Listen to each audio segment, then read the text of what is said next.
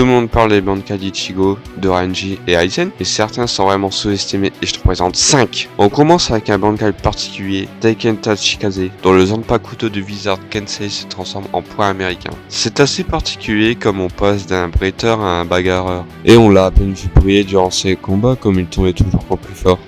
Le vice-capitaine du Grand Père Yama invoque une tempête électrique géante, Kokugonryo Rikyu, capable de réduire n'importe quel ennemi en cendres. Mais on ne l'a pas vraiment vu, même par le voleur Driscoll. Et c'est d'ailleurs le premier Bankai volé au début de l'arc de la guerre sanglante.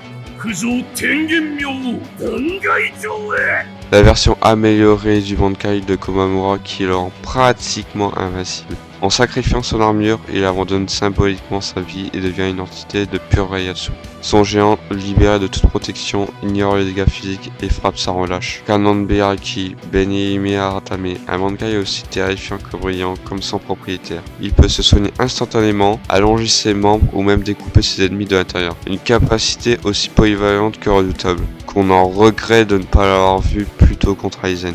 Sakashima Yokoshima Happo Fusangari. Apparu initialement dans Ken Fury World War et plus récemment dans l'arc de la guerre sanglante, c'est très clairement le meilleur Bankai à mon sens, à condition de ne pas avoir d'alliés dans les parages, car il inverse complètement la perception de tout le monde. Attaquer devient défendre, gauche devient droite, etc. etc. Un véritable cauchemar pour les victimes du Bankai du capitaine de la 5ème division. T'es d'accord avec ce classement? Quel autre Bankai mériterait plus de respect? Dis-le moi en commentaire.